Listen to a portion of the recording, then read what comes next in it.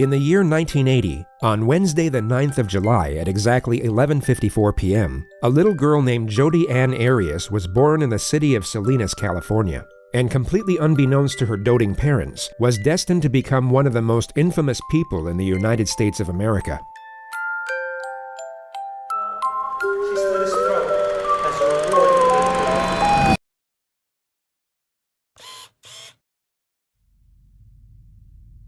From what we know about her behavioral sequences, and despite what her defense team would later want you to believe, there's virtually nothing in Jodi's childhood that can be linked as a contributing factor to what she would eventually be capable of. The only thing worth mentioning was that she dropped out of high school in the 11th grade to pursue a career in photography, but it went nowhere, so she began working at a hotel restaurant which became her occupation for the next 8 years. In February of 2006, at 26 years of age, she began a new job as a salesperson for a network marketing company called Prepaid Legal, and it was through this occupation where she crossed paths with fellow sales representative Travis Alexander, a 28-year-old practicing Mormon from Arizona, who also worked part-time as a motivational speaker. When you get someone to the briefing, they say no, that counts. When you get someone fully exposed and they say no, that counts. Every time you get one of those, cross one off the list. By the time the 100th one's crossed off the list, you won't be able to spend the money. He was a very charismatic young man, which immediately caught Jodi's attention. They met at a business conference in September of 2006 and began a curious relationship from that point forward. To cut a long story short, Jodi was in love, and Travis was not. They broke up after just 5 months, but soon after the split, Jodi moved from her grandparents' home in Yreka, California, into an apartment just 2 blocks from Travis's house in Mesa, Arizona. She was at that moment labeled the crazy stalker ex by all of Travis's friends, and although Travis agreed, he would continue having sex with her out of pure convenience. She would show up unannounced on countless occasions, sometimes in the middle of the night, and Travis would let her in every time. It became somewhat of a routine, and a dysfunctional situation that neither were happy with. Travis, although he enjoyed the sex, essentially wanted her out of his life, while Jodi desperately wanted a serious relationship. And going off the myriad of entries in her diary, she firmly held on to the belief that they were meant to be together. In late May of 2008, however, she would ultimately have a change of heart. Travis had a work retreat planned to Cancun, Mexico for July 10th. It was all paid for by his employer and allowed him to take a friend with him. Jodi knew about this, and believed, or at the very least hoped, that she would be the one going. Yet in the last week of May, it became known that Travis was taking another woman instead, a Mormon girl by the name of Mimi Hall, someone that Travis had been romantically interested in for some time. When Jodi found out, it would be safe to assume that she was heartbroken. It would be even safer to assume that she was absolutely enraged, and the collective opinion is that a specific thought process began to emerge in her mind. One that forged a psychological justification for a certain decision. On June 4th, 2008, 6 days before Travis was set to leave for Mexico, Jodi would once more show up unannounced. All we know for sure is that they had sex and took explicit pictures of each other using Travis's new camera. At roughly 5 p.m., Travis would get in the shower and Jodi would begin taking pictures of him using the same camera. Then, moments after this picture was taken, Jodi would stab Travis a total of 27 times. She would also cut his throat and shoot him in the face. During the onslaught, Travis's camera took 2 accidental photographs. The first was taken as Jodi dropped it during the onset of the attack. The second was taken as she kicked it by mistake while moving Travis's body. It showed Jodi's foot and a fatally wounded or deceased Travis. The amount of time that passed from the 2 photographs was 62 seconds. Jodi then spent an estimated 45 minutes cleaning down the crime scene to make sure none of her DNA was left behind. This included wiping down the victim's body with a cup of water and a cloth. She also deleted the pictures from Travis's camera before throwing it in the washing machine. She would then drive back out into the desert and leave Travis a voicemail for the purpose of placing herself away from the crime scene and giving herself an alibi. I know Leslie called you, so I already talked to her, so you can call her back if you want, but it's not necessary. My phone died, so I wasn't getting back to anybody. And what else? Oh, and I drove 100 miles in the wrong direction, over 100 miles, thank you very much. So yeah, remember New Mexico? It was a lot like that, only you weren't here to prevent me from going into the 3 digits, so fun. Tell you all about that later. Also, we were talking about, when we were talking about your upcoming travels my way, I was looking at the May calendar, so I'm all confused. But Heather and I are going to see Othello on July 1st, and we would love for you to accompany us. Let me know, and I will talk to you soon. Bye. End of message. Jodi would then drive to another man's house in Utah by the name of Ryan Burns and stayed the night. He would later testify that nothing seemed off about Jodi's behavior, only that they kissed and engaged in sexual intercourse. Travis's body was discovered by Mimi and her friends 5 days later, the day before they were supposed to leave to Cancun together. How long were you there trying to get into the house? Just, a couple of minutes. I banged on the door, rang the doorbell over and over again. Nobody answered. I was scared that something might be happening to him because I knew that he had a stalker. Travis's friend on the phone suggested that we go in through the garage and look for him in the house. And then as soon as they said that they saw blood, that there's blood everywhere, I stopped looking and said, he's dead. And so immediately I called the police. After the news of Travis's death broke the following day, Jodi called the police and offered to help with the investigation. She was then transferred to the lead detective, Esteban Flores of the Mesa Police Department. The most notable detail of the phone call was that Jodi agreed to provide a sample of her DNA. Over the following month, forensics were able to uncover the deleted photos from Travis's camera, and despite her best efforts, discovered Jodi's DNA all over the crime scene. During this time, oblivious to the evidence that was building against her, Jodi would post multiple pictures of her and Travis on Facebook, alongside emotional messages to Travis himself. She even sent his family flowers and a letter expressing her grief over his death. The Mesa Police Department launched their case against Jodi on July 15th, 41 days after the murder. Detective Flores would be the one to conduct her interrogation. He had spoken with her once over the phone and was present when she was fingerprinted and swabbed for DNA. The Siskiyou County Police arrested Jodi at her grandparents' house at 7:35 a.m. and only said they had a warrant for her arrest without giving further information. She was placed in handcuffs and didn't once ask what she was being arrested for in the 6-minute drive to the local police station. What makes Jodi Arias stand out among the many cases in the realm of true crime is the manner in which she attempts to navigate the system. She seems to believe that if she presents herself in a certain way and adopts a very specific character with very specific traits, it will give her the best chance at evading the consequences of her actions. In her mind, this character is a soft-spoken, sweet-natured, God-fearing individual. Yet to everyone else, is quite possibly the most universally annoying person to ever abide in the history of existence.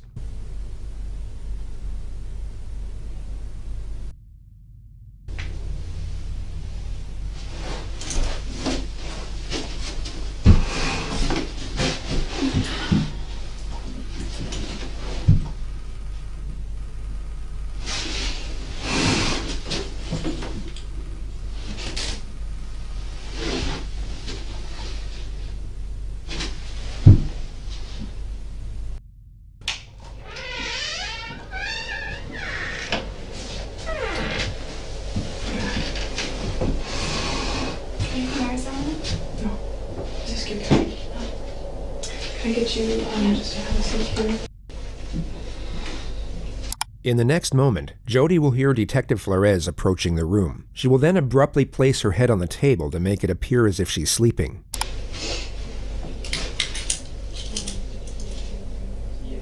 She will now notice the detective has instead walked past the room and then revert back to her regular sitting position.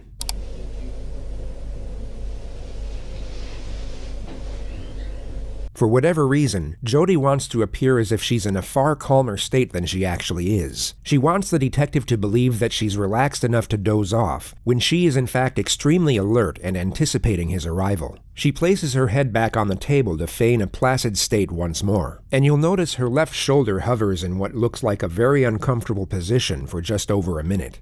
She then hears the external door open, at which point she takes a deep breath and then fully rests onto the table.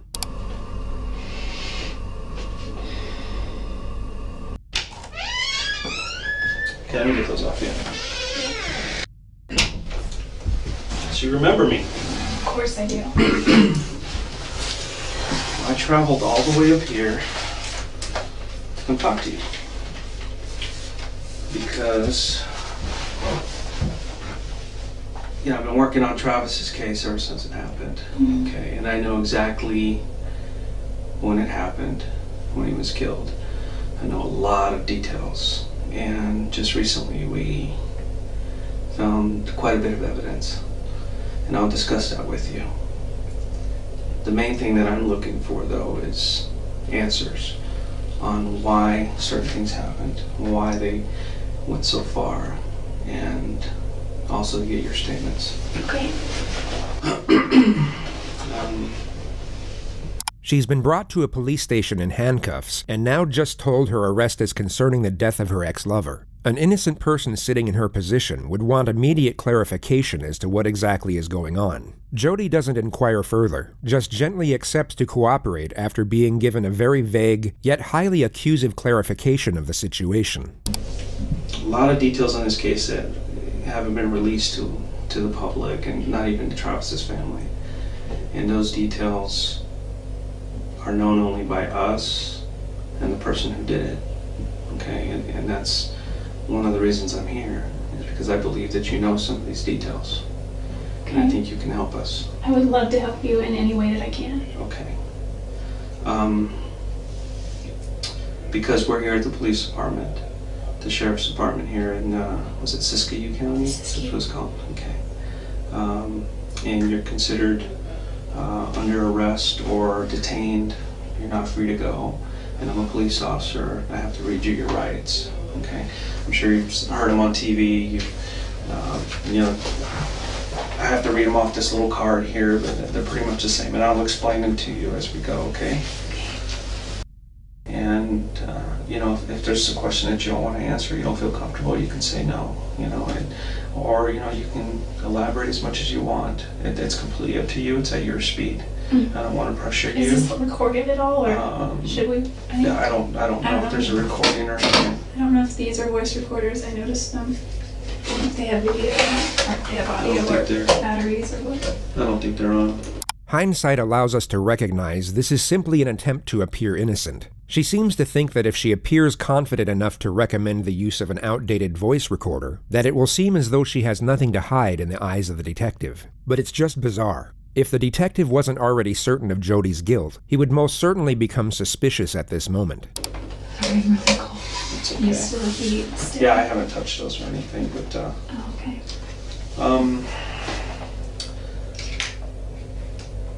Jodi's mind would be racing here, yet she desperately wants her exterior self to appear calm. She's so focused on having this nonchalant disposition that she completely fails to realize her behavior doesn't match the situation whatsoever. She's in a state of hyperarousal while feigning a state of composure, and the end result just looks very strange. It gives reason for her unusual infatuation with a voice recorder, and also for her oncoming sitting position, which really can't be described, only compared to a sea lion peeking over a rock. I mean, they're not on, so what I want to do is just get to the bottom of it. Everybody wants to know, okay? And, you know, so I'm going to ask you some questions. You can voluntarily answer them if you want, okay? Is that cool? Yeah, that's Yes. fine.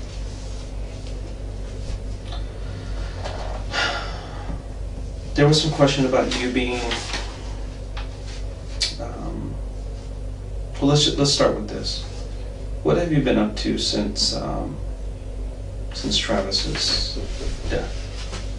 What have you been doing? Well, I've been working. Mm-hmm. I haven't been really working in prepaid legal. There's not a whole lot here in this marketplace, which is... It's kind of small here.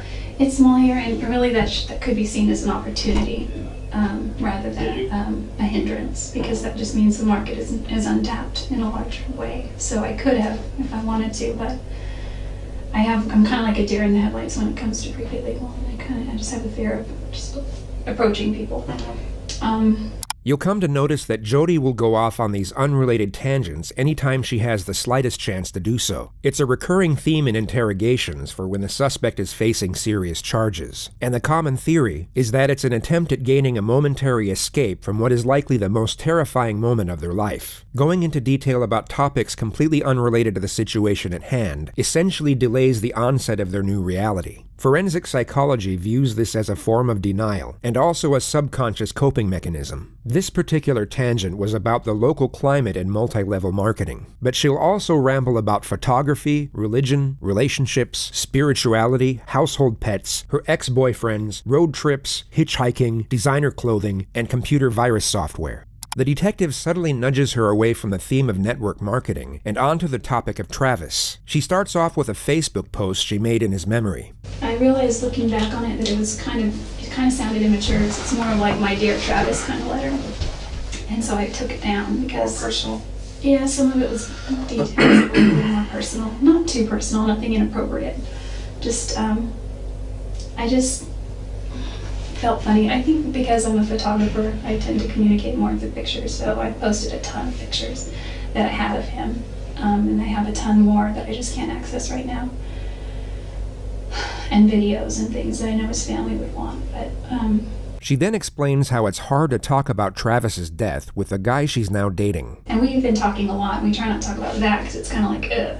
And plus, Travis is my ex-boyfriend, but at the same time, he's my friend, so while I'm mourning my friend, how do you talk to your new potential, possible, maybe person that you might start dating about your friend, even though he was your ex-boyfriend? So it's kind of a gray area. The detective knows she'll happily trail off until the morning comes, so he cuts her off and locks her into the situation at hand. And I've talked to a lot of people, and everybody's pointing a finger at you. You know, everybody is saying, I don't understand what happened to Travis. I don't know who killed him. But you need to look at Jodi. And sometimes the simplest answers are the correct ones. One of the most fascinating parts of this interrogation is how long the detective allows Jodi to cling on to hope. For the first 45 minutes, she will be terrified, yet still believe there's a chance she will be going home at the end of it. The detective will hint at her suspicions and culpability in a gradual manner, yet not directly accuse her until a much later stage. Dangling the idea of hope above someone's head while simultaneously hinting at the grim future that awaits them would perhaps be considered cruel in most other circumstances. Yet on this occasion, it is tolerated for a tactical purpose, which is to allow for as much divulgence from the suspect as possible. Her fear will cause her to panic, not enough to the point where she completely locks up, but just enough so that she continuously tries to claw at her own salvation, and in the process will divulge information that will be extremely damaging to her defense later on. And that's one of the reasons I started looking at you a little bit closer. And over the last month or so, I've gotten into Travis's life, talked to all his friends, his family. I got a really good understanding of who he is now. And I got a very good understanding of your relationship with him.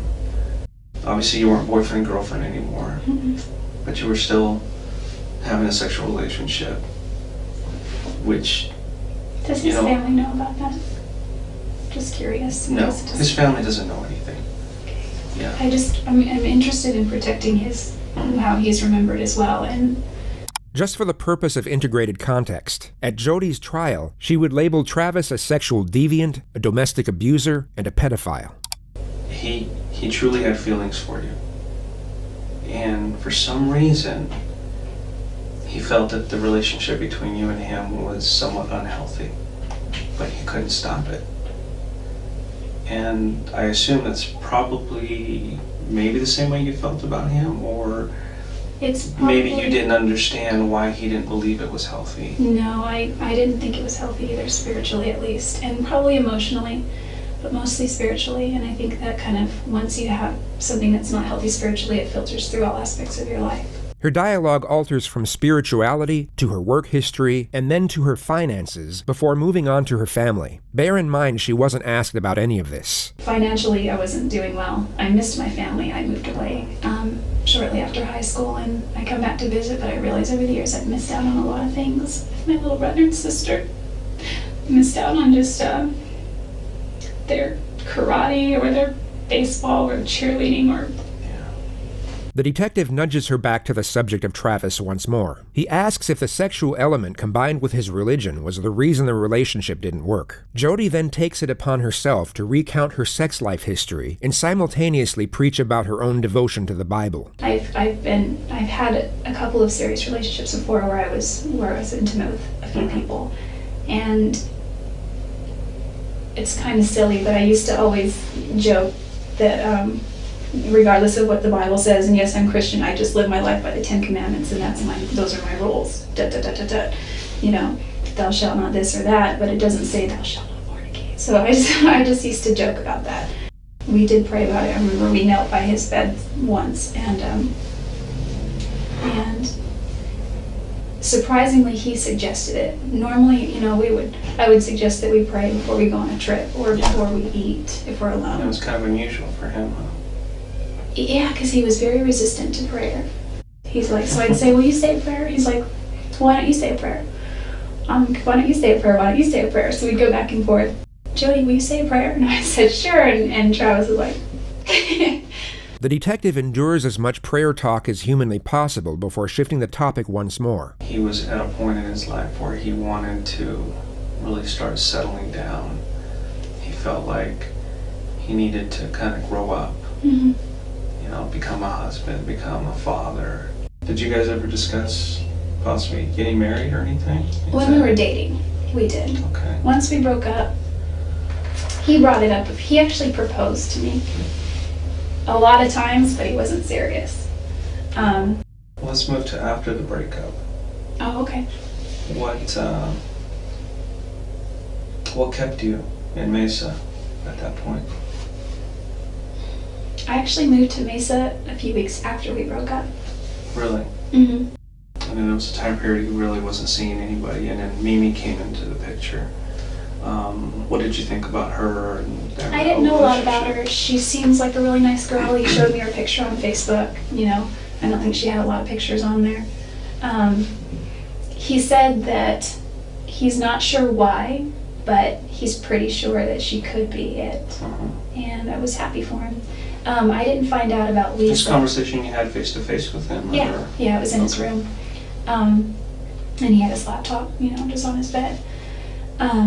Jodi is desperately trying to make it appear as though her and Travis were on good terms. But this is just overkill. Jodi was labeled the crazy stalker ex by all of Travis's friends, and even Travis himself. The idea that he would show and then discuss any potential future romances with Jodi is ridiculous. And I truly believe he does love her still. Oh, he but does.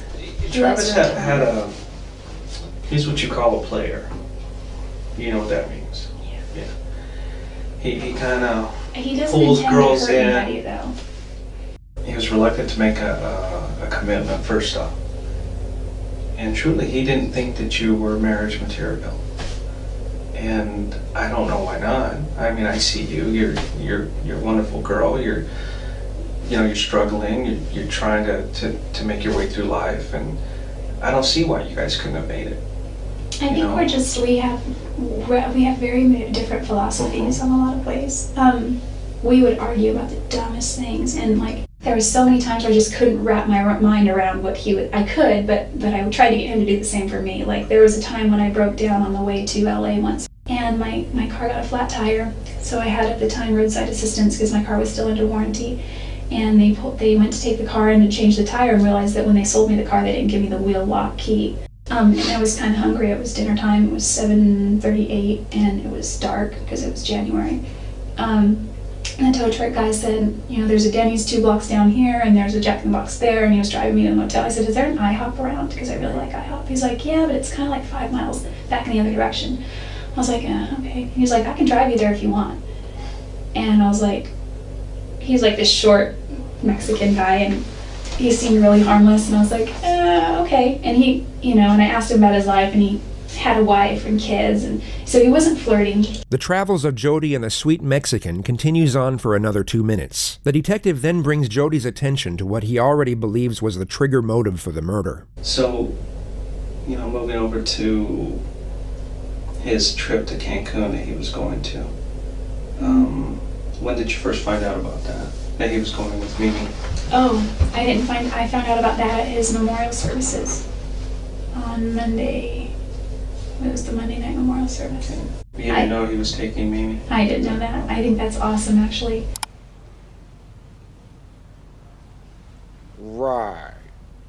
Yeah. Well, unfortunately, Mimi had called him a week or two before And I told him, look, if you want to take somebody else, it's fine, but I have something to tell you. I don't look at you that way. I don't look at you as a boyfriend. If you want to be friends, we can be friends. The detective essentially stated that Travis was friend-zoned by Mimi, but he still invited her instead of Jodi anyway. What kept you to him?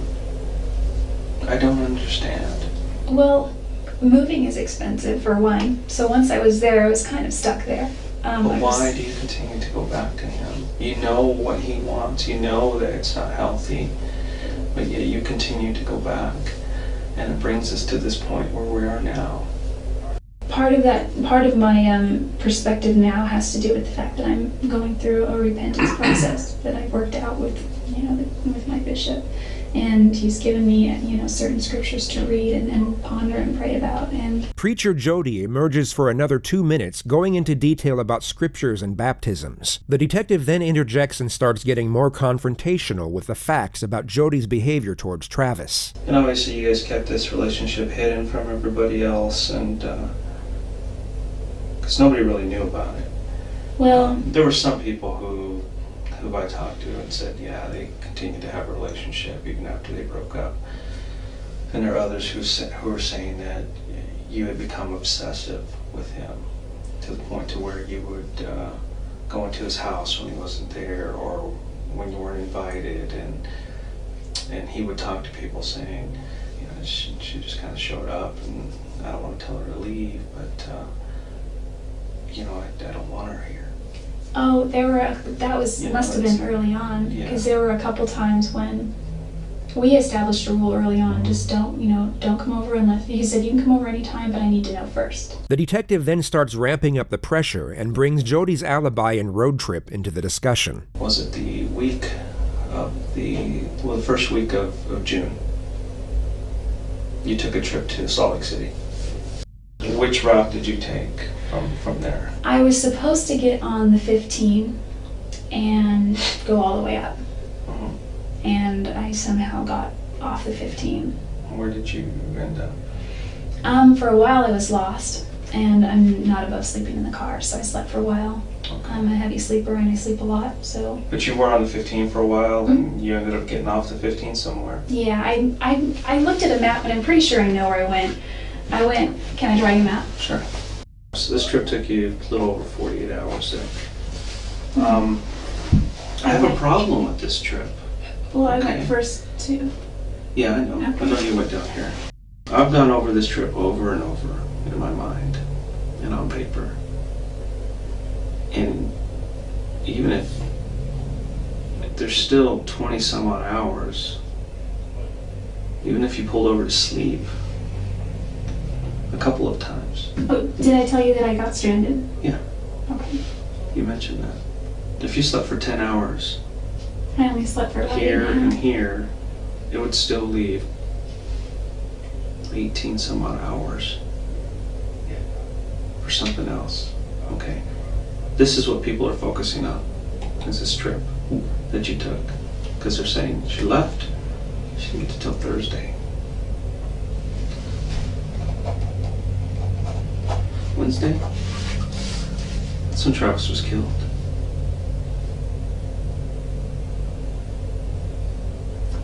I did not go near his house. Aren't there? I pulled your cell records. Your cell phone was turned off between here and here. Well, I didn't turn it off physically, but it died. And then it magically, I got you it. found your charger here? It was packed under the seat of the passenger side, and it was when I was. When you were lost, you couldn't have maybe pulled over and found it, or? Well, I did finally start looking when I was stranded. I wouldn't have pulled over when I was lost. Detective Flores explains to Jodi multiple times over how the trip doesn't make any sense whatsoever, and whether it's feigned naivety or that she literally doesn't understand the concept of time and distance, she pretends to be confused by the allegation rather than actually confront it. This goes on for 3 minutes before the detective confronts Jodi with the evidence of the photographs on Travis's camera. But I don't think you're being completely honest with me about that trip. I honestly got lost. It's bad timing. Were you at Travis's house on Wednesday? Absolutely not. I was nowhere near Mesa. I was nowhere near Phoenix. I wasn't even close to him. What if I could show you proof you were there? Will that change your mind? I wasn't there. You can be honest with me, Jodi. I was not at Travis's house. Was not. You were at Travis's house. You guys had a sexual encounter, which there's pictures. And I know you know there's pictures because I have them. I will show them to you. Okay? So, what I'm asking you is for you to be honest with me. I know you were there. Are you sure those pictures aren't from another time? Positive. Remember I told you about the camera? Mm-hmm. The card's intact. Remember I told you that card was destroyed? I didn't want to tell you the truth. And I have pictures of you in Travis's bedroom with Travis, pictures of him, and it's obvious you guys are having sex, taking photos of each other, and they're dated and time-stamped on the day he died. Are you sure it's me? I mean, that because I was Jodi, not there. It's you. And you know it's you. I know all the details of this case. The only thing I don't know is why. Why did you choose to go visit Travis that day? And why did you do what you did? I never Why, heard Jodi? Travis. You did. You hurt him. That's why we're here. That's why I flew up here. Because I needed to talk to you about this. I can just arrest you and throw you in jail, but I want to know why. Why did you do this to him? I wouldn't hurt Travis. He's done so much for me. I know you took pictures of him in the shower just before he died. I don't think he would allow that. Mm-hmm. And the camera actually took a couple of photos by accident during the time that he was being killed. Really? Yeah, Jodi, really. You were there. Quit playing this game. It's time for you to just come out and I didn't tell know. me. I did not hurt Travis. I did not hurt Travis.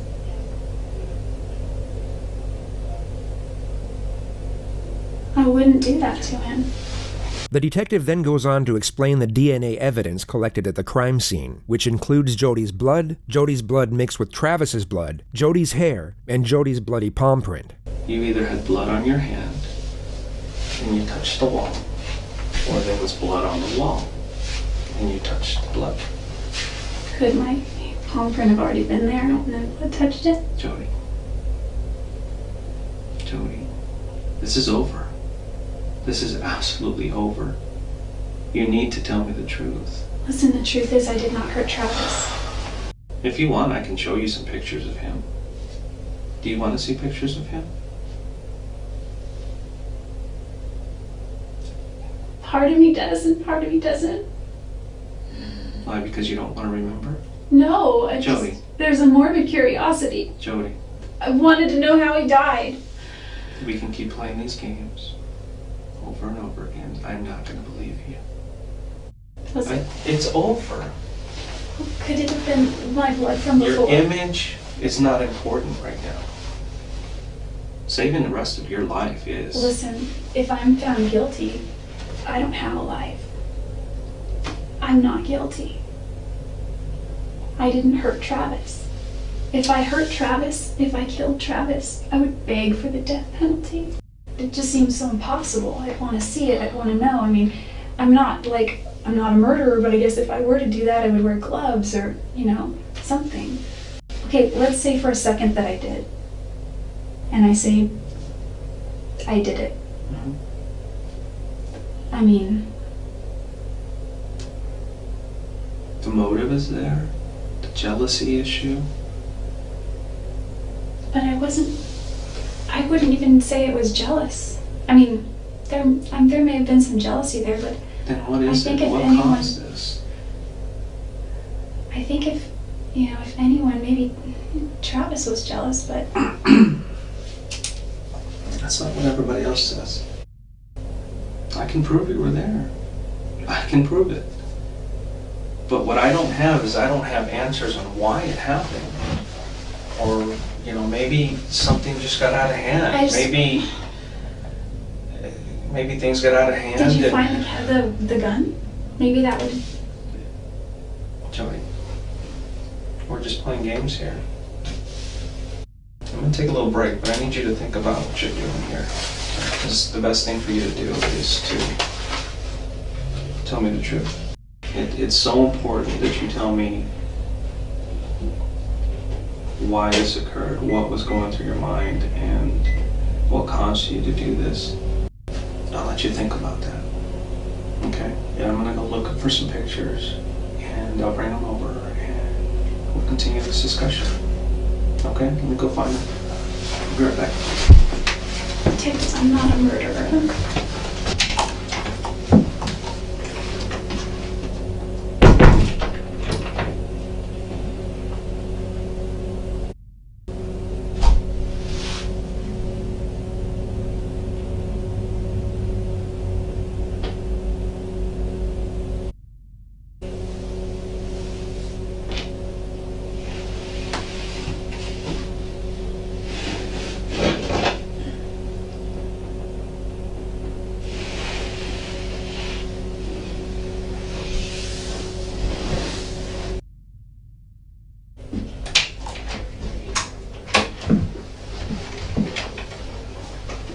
What kind of gun is that? Just curious. It's a Glock. I just bought a gun. Did you? You probably found it by now. Probably. I was taking it somewhere. These are just a few photos. And I want to be careful not showing you certain photos Please because don't some of show me. them are very bad. If Travis were here today, he would tell you that it wasn't me. No. My job is to speak for Travis right now. And everything Travis is telling me is that Jodi did this to me.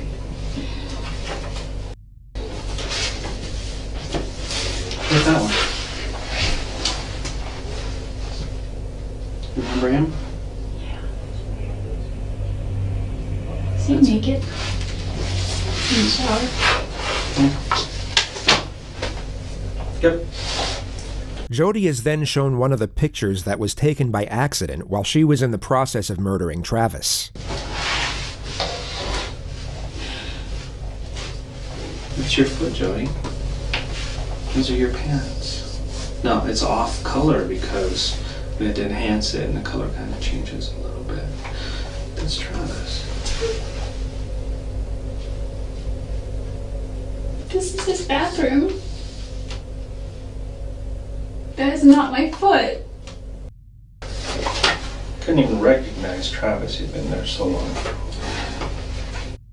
Do you have any recent cuts that are healing? Well, my cat scratches me. Little things. These are all her work. You can see. This is her. That's her. I've got scars. She's a feral cat. All these little things are her. Well, enough about your cat, but there's no doubt in my mind that you were there. There's no doubt in my mind that you did this. None. So you can go until you're blue in the face and tell me you weren't there and you had nothing to do with it. I won't believe you. I want to know why. It's killing me inside. I don't know why. Like, there's no reason for it. There's no reason why. There's no reason I would ever want to hurt him.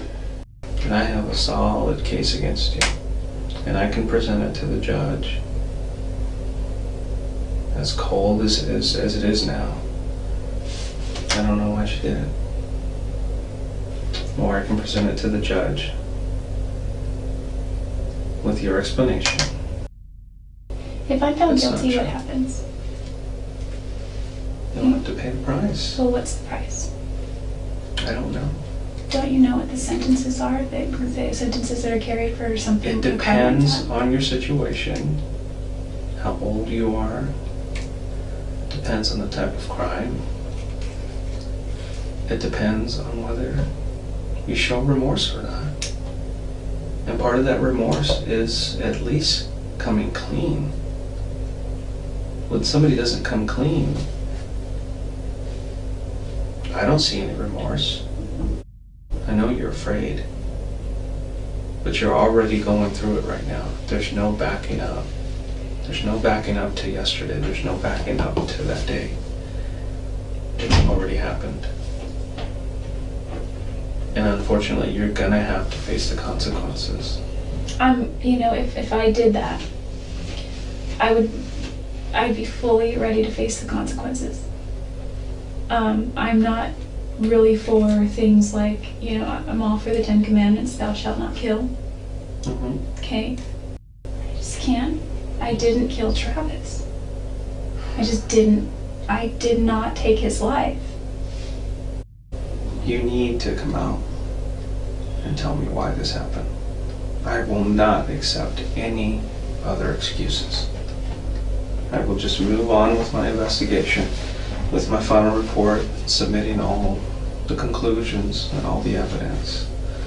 And we can just let a judge and a jury decide. We can leave it in the hands What of about a a lie jury. detector test? We can do that, that's fine. Would that help me at all? I mean, you can't use them in court, but Well, then there's no point in taking it. I took a knife to him and couldn't stop. You couldn't stop. And before you knew it, it was all over. And then you panicked. And then I've never been that angry at him. Not enough for that. I've been so far angrier at other people, at other ex-boyfriends. then tell me who could have done this. Who did this? I don't know, but if I go to trial for this, and if I'm convicted for this, whoever did this is going to be sitting very pretty somewhere. Glad that it wasn't them. And it's my job to make sure that an innocent person does not go to jail. But I don't see an innocent person sitting in front of me. Travis has done a lot for me, and I wouldn't hurt him. He introduced the gospel to me. Why is everybody saying that you are capable of hurting him? Everybody says it. I don't know why anyone. So don't thinks tell I'm me that capable. you're not capable. I don't even hurt spiders. Oh, I kicked a dog once. I was a freshman in high school, and I love animals. And we had this dog, his name was Doggy Boy, and my parents, until this dog that they have now, have never been able to, and I don't mean just them, we as a family have never been able to care for a dog properly as far as give it attention and take it for walks and be consistent. To save you the oncoming ramble about Doggy Boy the dog, she lightly tapped him with her foot for tearing open the trash, and she's felt so bad ever since that it changed her entire worldview on the animal kingdom. She now apologizes to the dog, through the detective, who's conducting her interrogation for first-degree murder. And I need to apologize for that to him. I know it sounds weird in my relationship with animals. It's kind of like they're like people too, they have souls. What you need to do is you need to apologize to Travis. But you just refuse. Listen. Yeah, I can't help you anymore if you're not gonna help yourself. You asked I me really prior. can't. I can't, Jodi. It's fascinating to observe how fast she can switch from one emotion to the next once she realizes a particular strategy hasn't worked. The attempt at elevating her character by expressing how much she cares for spiders and pets hasn't seemed to have any effect on the detective, so she then switches her disposition from sorrowful to analytical, as she once more tries to manipulate his perception of her. If I did anything that had anything to do with his death in any way, It's not if to me. I wouldn't. It's not if. It's not if at all. Well, to me it is. I would be more than remorseful. Is it maybe something you're blocking out of your head? I don't think so. I mean, I tend to write everything down. I just finished the book, The Road Less Traveled, and he said, the true definition of sanity is dedication to reality at all costs. Well, this is definitely reality. We are sitting here inside of an office, the sheriff's department, and you are facing first-degree murder charges. What is the And difference? you are going to be booked into jail, and eventually you will be brought back to Arizona, and you will stand trial. That's the reality. And once you realize that, I think you'll be better for it. I've had worse issues with other people. They're all still alive. I'm still friends with my ex-boyfriends. They're all still alive. You know, I've been doing this a long time. And there's one thing that I can never get out of my head. Ever since the first day I talked to you. There's an old saying that, you know, someone's just not acting right. Look into it. You have not acted right from day one. You're just not acting right, Jodi. You're acting like somebody who's guilty. How so?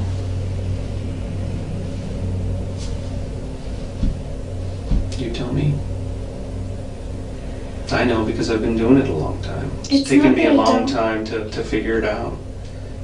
But within the first 30 seconds to a minute of a conversation, I know when somebody's acting right. There's a certain way people act. How did I act Okay, that would it's not make like you think? It's not like TV. It's not anything like that. It's not what you see in the movies. Is it because I'm not crying? No. It's not because of that. What is it? I mean, I'm not going to change how I act. No, so obviously it's you can't not- change the way you're No, acting. I mean, I am who I am. Okay, you're sincere in the way you're acting, but Well, how is you're just not telling the truth. How is it different? Well, it's not really something you need to focus on anymore. After Jodi failed her attempts to extract inside knowledge on the best way to behave in order to appear innocent, she then attempts to explain why she hasn't been able to appear innocent.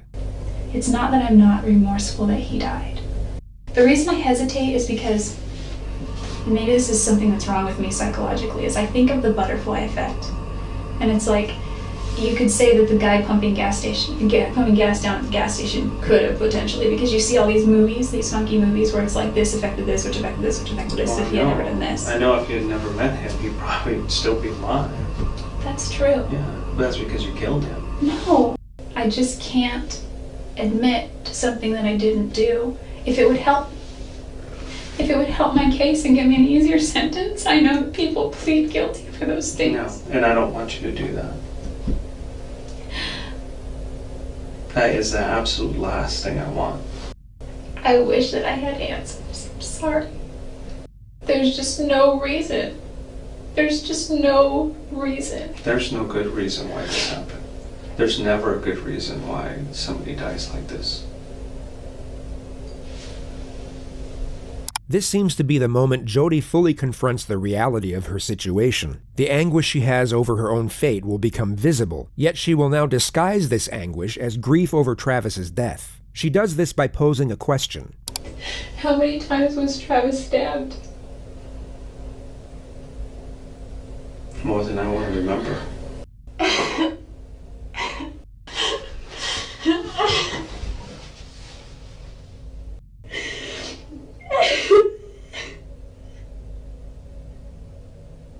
I think you're feeling the reality in the moment now. Travis's family is gonna miss out on with Travis. There's just no reason I would ever want to hurt him. All I know is that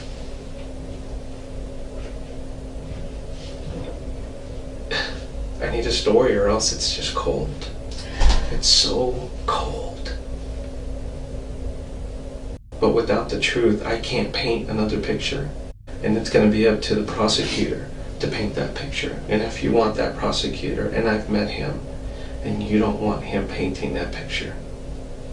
I have to maintain my innocence. I can't admit to doing something that I haven't done. There's just no Well, I reason. have more work to do. Can you give me a rundown of what's going to happen from here when you leave? Yeah, you're, Like, just today, for example. well, you'll probably be taken across the street to the county jail. You'll be processed through there. This is a really trivial question, and it's going to reveal how shallow I am. But before they book me, can I clean myself up a little bit? You're gonna be taken the way you are. I can't give you anything else. Do I have to go in handcuffs everywhere? Mhm. That's just procedure. Whether you wrote a bad check or you're facing murder charges, you're gonna go in handcuffs.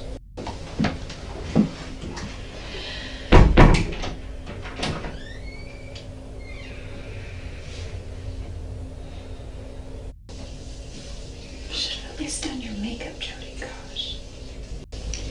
I didn't hear you breathe. I wonder how am I still here? And I can't breathe. I didn't hear you breathe.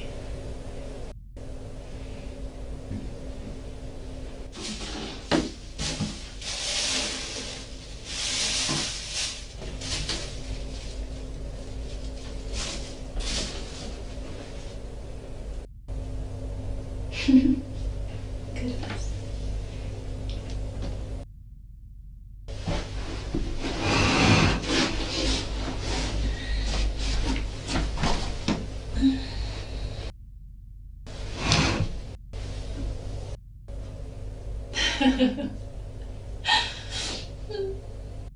He knows our need.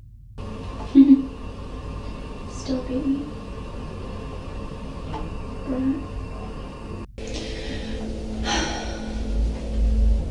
Jodi was then taken to the county jail and charged with the murder of Travis Alexander. She stayed there overnight, and it would be a total of 16 hours before she was taken back to the Siskiyou County Sheriff's Office. Her second interrogation commenced at approximately 9:30 a.m. Just remember in the winter.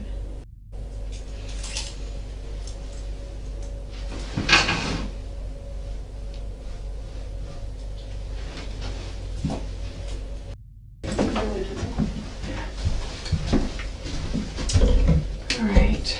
If you want to go ahead and stand up for me. As I take these cuffs off, just go ahead and put your hands down at the waist, okay?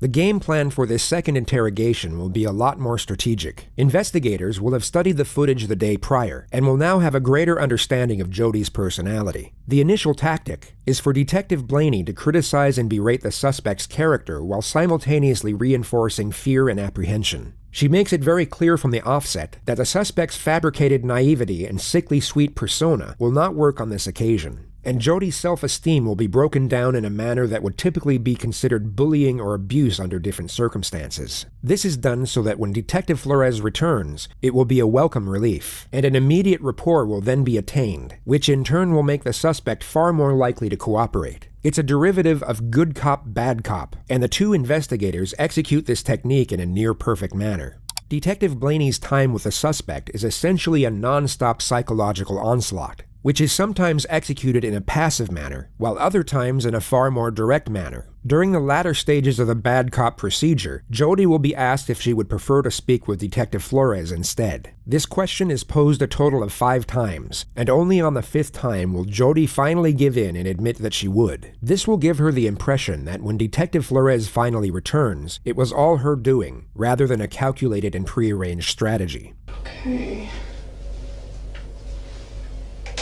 The voice recorder isn't actually for the purpose of recording the conversation. It is a prop to reinforce the perception of Detective Blaney being the enemy, and not to be trusted. You'll notice that when Detective Flores returns, this device will be switched off, therefore reinforcing the idea that he is the friend who can be trusted. Today's date is July 16th, And my name is Detective Rachel Blaney, and I'm here with Jodi Arias. Is that how you say your last name? Arias. Okay, I'm sorry. This is just formality, and this is, if I have to, write up a report of what we talked about, at least I know word for word, what you said, and there's no mistakes. Mm-hmm. Okay. The reason that I wanted to talk with you this morning, there's a couple of reasons actually. Let me say this: it's obvious to me that you're not our typical suspect. You come from a good home, a good family. Your parents obviously care about you. That was evident, when they talked to him yesterday. And you're a bright girl. Probably more intelligent than you were letting on yesterday. And there's no question in my mind or any of the other investigators' mind that you were the person that took Travis's life. But what I need to know, or what I'd like to know, and give you the opportunity to do, is determine whether, you're a cold-blooded, cold-hearted murderer who slaughtered this guy, or are you somebody that got caught up in circumstances and things got out of control? When this hits the news, and it'll go to the media, do you want to be portrayed as that cold-blooded, cold-hearted murderer? Because the media loves that. I'm trying to help you out. I'm trying to give you a chance to make things right. Show the families that you do have some remorse. But when you continue to deny when it's obvious that that's not the case, you appear to be the cold-blooded killer. And things are going to start moving real fast here for you. This is kind of a pause, before things, start getting heavy. This is your opportunity to help yourself out. We don't need you to tell us anything. I'm doing this for you. It's a matter of, do you want to take control of your situation and paint the picture of who you are? Because you're the only one that knows that.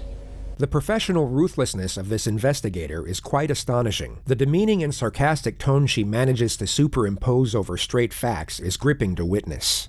Was it a matter of, like I said, this guy, Travis, building some sort of, what you thought was some sort of relationship? Were you hoping for marriage? Is this something that you were hoping for? Was he leading you down that path? Did he take advantage of you? Were there promises made that were broken? Did he betray your trust in some way? I don't know. Only you know that. This is not going to go away anytime soon for you, Jodi. You're a young woman, just starting your life. You had a lot going for you. You should be fighting for yourself right now. And you let this eat at you, and it's going to destroy you or change you in a way that you wouldn't want. Jodi manages to veer off on trivial aspects of her and Travis's relationship that paint her in a positive light. Officer Blaney makes it very clear that she has far less patience than Officer Flores. With what appears to be a very sympathetic tone, she will snap the suspect's focus back to the element of the murder. As much as I love Travis, I just have always, there's something inside that says he's not the guy you're going to marry. So then what was it? What was it that led up to all of this? There's got to be something. So I honestly don't believe that, that you're cold-hearted and you would just go and just, kill somebody on a whim. That doesn't fit your profile. So what was it that led up to that? You tell me. You tell them. You tell, Travis's family. I'm just trying to fill in the holes there, and just kind of guessing about the emotions. What was it that would make you, so angry or upset. Once Jodi is forcefully brought back to reality, she all of a sudden has nothing to say. The passive yet disparaging tone of the detective must be a very hard thing for an individual to have to sit there and take, especially someone who has used their fabricated sweet nature to their advantage most of their life in order to avoid these types of situations. And if you're smart, you'll realize that, you're not going to get a whole lot of other chances to do this, probably none. Once the wheels start turning, they move real fast. And you will be out of control then. I'm a spiritual person myself, and I don't think that I would want that, inside of me. I wouldn't want all of the ugliness of the lies inside of me. Take a minute just to think about what I said.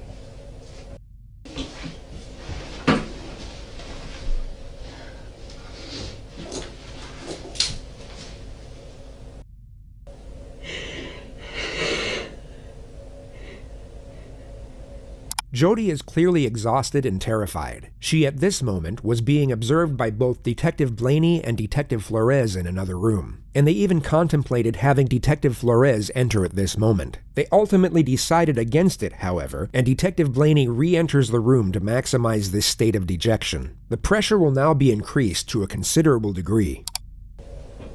Maybe I did have a wrong picture of you. All of this time that you and I have been talking, and I got information from your other interview,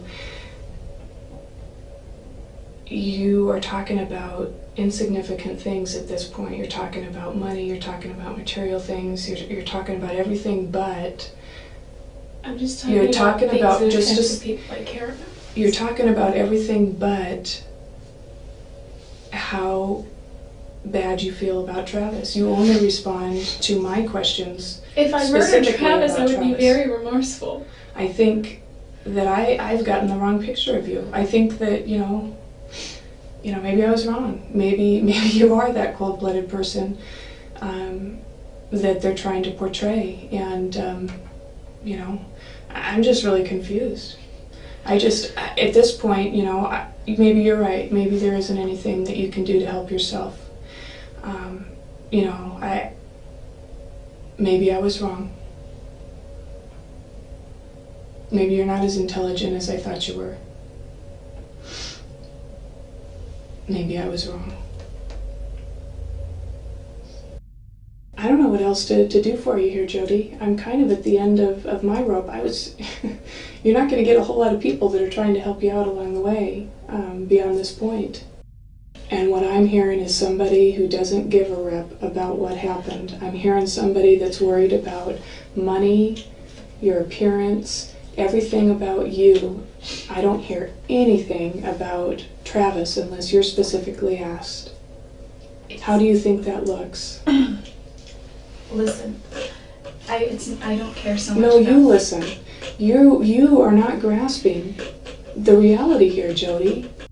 You are acting like the person that I portrayed, the ugly, cold-blooded murderer. Every time Jodi breaks down, the detective immediately focuses on Travis's family. She makes it abundantly clear that she has absolutely no sympathy for the suspect despite her best efforts. I know Travis's family is struggling with why, and that would be the one thing that would give them closure. They may never like you, but I think that they would be appreciative of why their son's life was taken. I know if it was my child, that's what I would want. And I know that you're not a mother, but all women have those mothering instincts within them. And I think that you can understand that, what I'm saying. Was I off base, Jodi?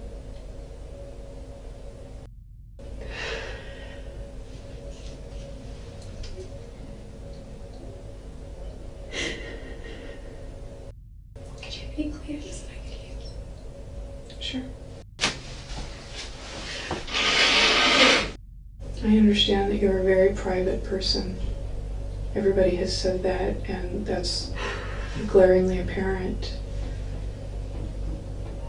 But all your business is going to be out in the open right now, so there's really nothing to hide from anymore. You know what I mean? And do you think at this point that your pride matters more than Travis's family's grief? This is your chance to make at least something right. Even if it's on a small scale, it's a big deal to his folks. This is your opportunity to make right on some of your selfishness. I wasn't angry at Travis. Everyone keeps saying whoever did this was so angry. Then what were you?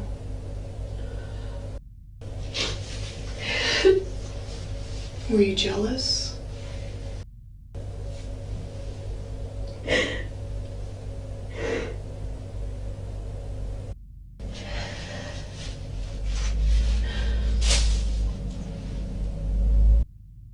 Was he expecting you to come over that day?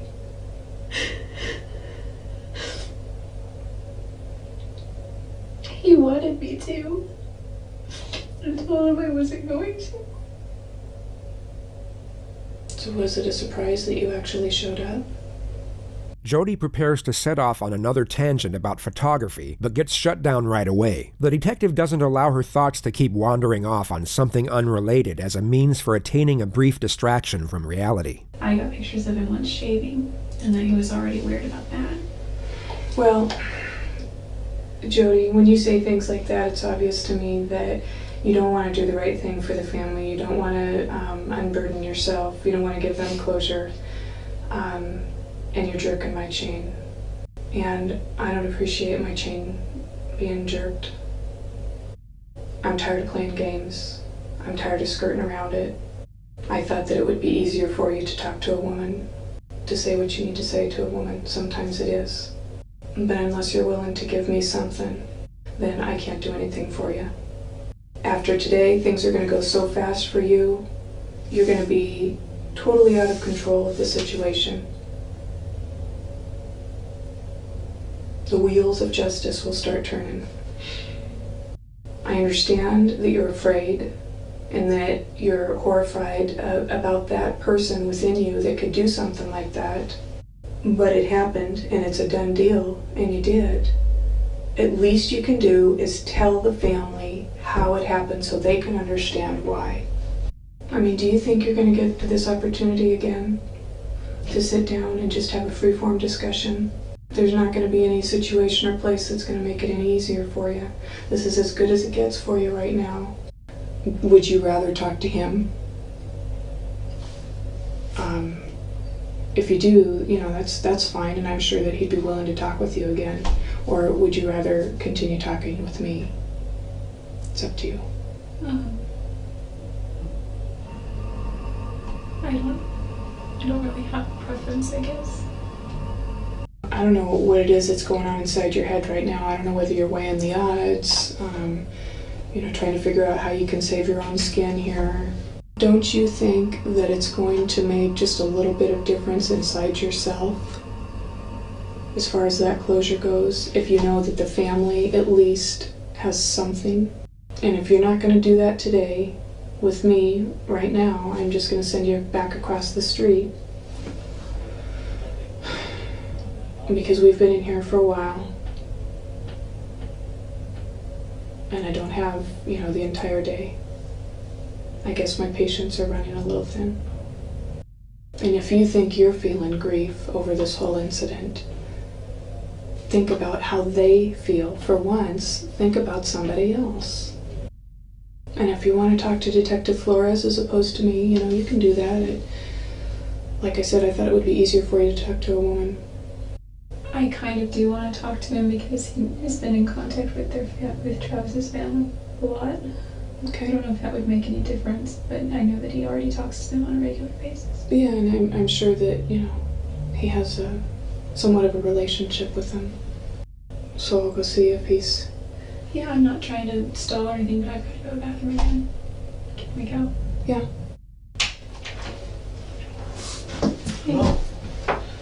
Rachel called me and told me that you wanted to talk to me. Are you doing okay? It doesn't matter how I'm doing. It does to me. Thank you, but it doesn't matter. What matters is how his family is doing. I told you yesterday I've been doing this for a long time, and you're absolutely right. You know, the person's family who was hurt, they're obviously hurting. But there's a second family that hurts as well. And in this case, it's your family. The objective of good cop, bad cop seems to have worked. A higher level of trust and rapport seems to now be established. Jodi pours out her emotion as the detective offers a sympathetic and understanding tone. But then something very interesting happens. Once she composes herself, she for some reason requests to see the photos of Travis. Not before, but after he was murdered. Many could think she is attempting to gain some sort of depraved satisfaction from seeing them. Yet going off how the rest of this interrogation plays out, it's more likely that she is trying to gather information, or at least confirm something in the photographs, before she amends her new narrative. This is more of a selfish reason. I think it might give me some sense of closure. I know it's kind of morbid. I don't even think I really deserve closure. What is it you want to know about the photos? Do you want to see the room? Do you want to see the bathroom, or do you want to see him, or is it the photos before it happened that you want to see? I think the photos of after everything. I want to show you those. Is there any that you can? No. I can't do that. We had a difficult time identifying who he was by the time we got there. And he wasn't the same person. So that's why I don't want to show you photos. The detective attempts to get the dialogue flowing in a subtle manner, yet he's given the silent treatment anytime he poses an incriminating question. Jodi knows exactly what she can and can't say with respect to her own preservation. Her internal self is far more calculated than the naive exterior she continuously portrays. So why were you there that day? Please tell me. Did you just miss him? Should I be looking for somebody else?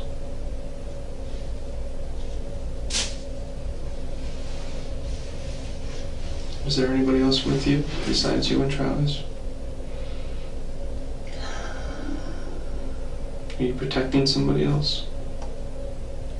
The detective allows for extended periods of silence. Only Jodi will know for sure what she was thinking, yet one could safely assume she is desperately constructing her new narrative during these moments. Trying to just figure it out. I'm just trying to think. What happened to me today and from here on out?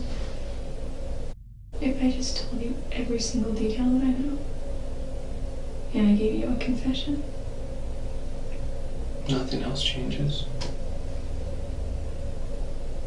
It just speeds up the process.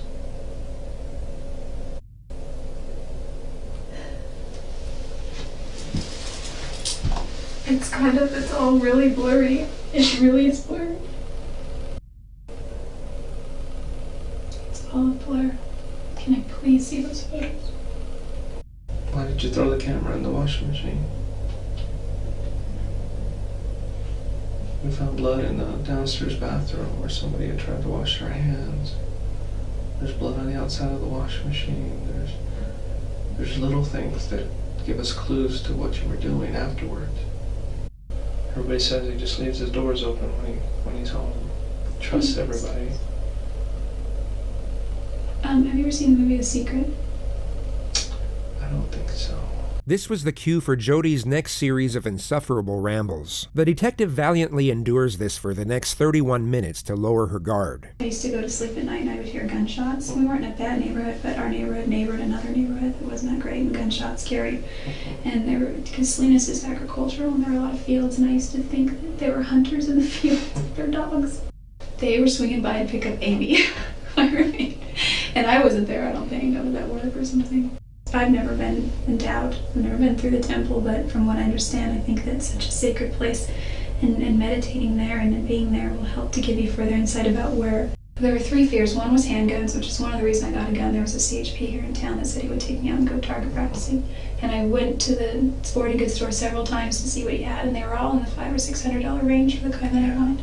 So they were too expensive, but then there was this one, it was cheap. Jodi's dialogue eventually winds up on the subject of Travis, and how Travis was private about the shower. The detective seizes the moment to catch Jodi off guard. He subtly poses a highly incriminating question in a jokingly manner. He was very private about the shower, Is that why you were taking pictures of him in the shower? No, no. She doesn't deny she was there, only that she wasn't taking the pictures for that particular reason. She doesn't refute what is essentially an accusation, only a part of the context within it. This seems to be the moment where Jodi realizes the holes in her story are beyond repair. She has to admit she was at least at the scene of the crime, and will now start to scramble her thoughts to garner the most self-preserving storyline. Trying to get back at him. No,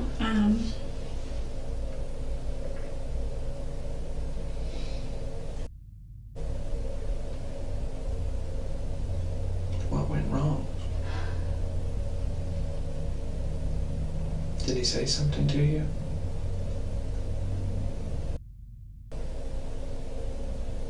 What did you do?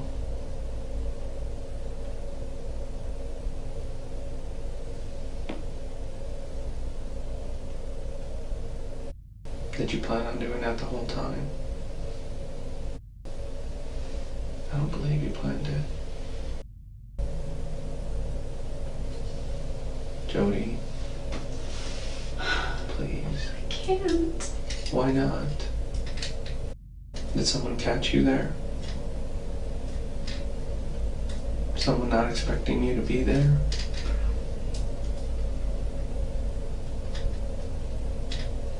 They would have seen my car.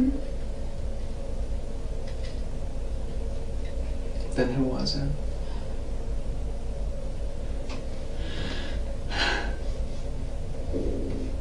I don't know their names. Listen, I can tell you. I can tell you everything that I know or that I remember. Okay. What do you remember? Is there any way I can see those pictures? No, not right now. Can I see them soon? I will. No. You need to start letting me know what happened. Okay. You're telling me that some other people were there. He was kneeling down in the shower. I don't remember him. If this is his shower and the sink is over here, I was right here taking pictures. And I don't really know what happened after that exactly, except I think he was shot. Where were you?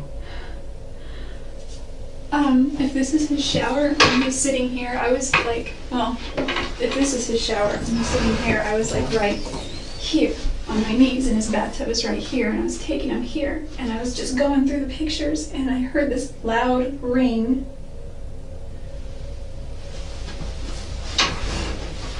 And I don't really remember except Travis was screaming.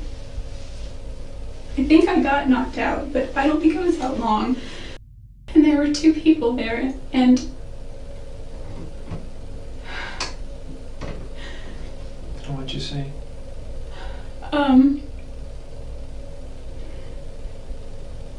I remember putting my hand on his back because he was on all 4 of his knees. He was on his knees like this, doing something like this or something I don't know. And I was like, are you okay? What's going on? What's going on? He's like, go get help, go get help. And I said, okay. And I turned around. There were 2 people there. One was a guy and one was a girl.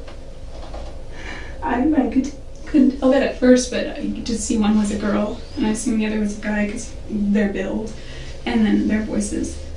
Travis was screaming the whole time. He wasn't screaming like a girl. He was just like he was in pain, like he was shocked, you know. What happened, Jodi? What did you see? I took it out like a little bitch. was still, like, conscious and still alive, and... But you just left him there. No, I ran into the closet, and he stopped me, and he didn't touch me. He was just held the gun to my head, and he was like, "You don't go anywhere." And he told the other girl to finish it. I didn't see.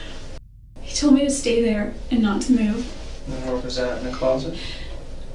No, it was, She describes that the male stopped her from leaving, and then goes into detail about how her phone wasn't charged and how she forgot her phone charger. She then describes how she valiantly tried to save Travis from the female attacker. She was over him, and I just rushed her and I pushed her. In the next moment, she will state that the assailant comes back when she never went anywhere to begin with. I got Travis, and he wasn't, like, standing up, really. He wasn't really doing much, and I was trying to get him, and she came back. I got him kind of far, like right here. She came back. He was starting to just get weaker and weaker. And this guy came back in. And she said that they needed to do me too, because I was there. And he's like, "No, that's not why we're here." From what you're telling me, she was the aggressive one and he was the more passive. Yeah, I mean, there was definitely aggression as far as, I mean, I don't know what you define aggression by, but like there was definitely a sternness. So it seemed like they knew him, obviously. Yeah, but he didn't seem to know them. I mean, he was a little out of it, plus they had masks on anyway, but he didn't express any kind of recognition. I couldn't talk. The detective takes her back to the moment she tried to save Travis from the female attacker. So I wasn't sure. I just knew I had to hold on to her hands because she had a knife. What hand did she have it in? She had it in this hand, but well, her right, I guess. So. Right.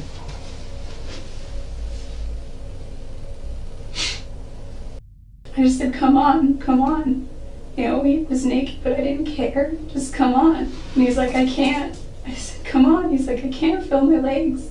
Jodi had obviously seen a lot of bad movies. Bear in mind, this conversation she had with Travis was supposedly happening as she was simultaneously fighting off a knife-wielding attacker. She glosses over the struggle, and she somehow ends up outside the bathroom. The two assailants are now inside the bathroom, arguing with each other about Jodi's fate. She hasn't stated whether Travis is alive or dead at this point. It wasn't like super yelling, it was kind of like hushed but intense. Like, "You need to da-da-da, shut up, it's not over here." Things like that. The male assailant then takes Jodi's registration out of her wallet and looks at her address. He said, "If you ever say anything about this," he said, "they'll do to my family the same way and me." And I didn't care so much about me at that point. He said, "You need to leave, and don't you call anybody, and don't you say anything." He's like, "I'm giving you one chance." And she said she's gonna rat us off, she's gonna say something, and he was like, "Shut up." He's like, "You get one chance." Jodi then leaves in her car. She of course doesn't mention the fact that she then left Travis a voicemail to give herself an alibi for not being there. I was really scared. I was really freaked out of my mind.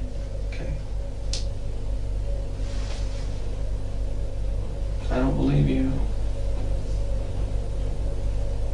I came in here hoping that you would tell me the truth. And this is not the truth, Jodi. This is all I know. Does not make any sense. I feel responsible because I feel that I could have done more. I feel that I should have gotten help. I feel that I should have been stronger. You feel responsible because you did this. I did not Jodi, kill you Travis. did. You did. And there's nothing you can say that'll change my mind at this point. This is an elaborate story which does not make any sense. I've done this for a long time. And this is the most far-fetched story I've ever heard. And it's not going to help you. Is that how you want to leave this? I just don't want my family to get hurt. There is a reason why you did this, and you just refuse to tell me why. Maybe because you are cold and calculated. There's no reason somebody else would come in and do this to him. There's no motive whatsoever. We haven't found any. What is my motive? Jealousy, anger, fear, if you're being alone, angry at him for not keeping you in his life. I don't know. That's why I'm trying to figure it out. There are so many motives with you.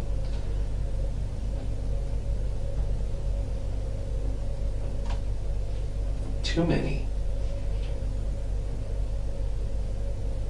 Jodi continues to give random details about the fictional assailants for a further 8 minutes without being asked. The detective then ends the interrogation. One was male, one was female. They were taller than me. Not by a whole lot. Okay. Are you ready to go back? Yeah, I guess I'd still like to say something to his family, but I don't think I have anything that could bring them comfort. Okay. Maybe I could write them a letter.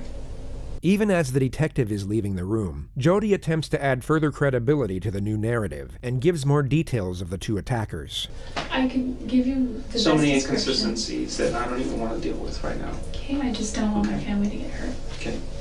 They won't get hurt. You're hurting them right now by not telling me the truth. That's what you're doing. Okay?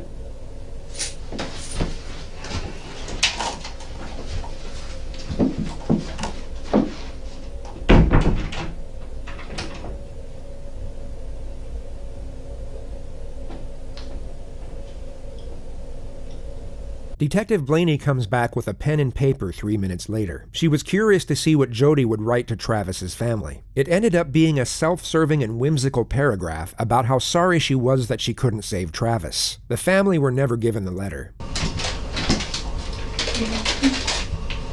Jodi completely dissects and carefully examines the ham and cheese sandwich before she eats any of it, and as you've probably guessed by now, continues to behave in a rather unusual manner.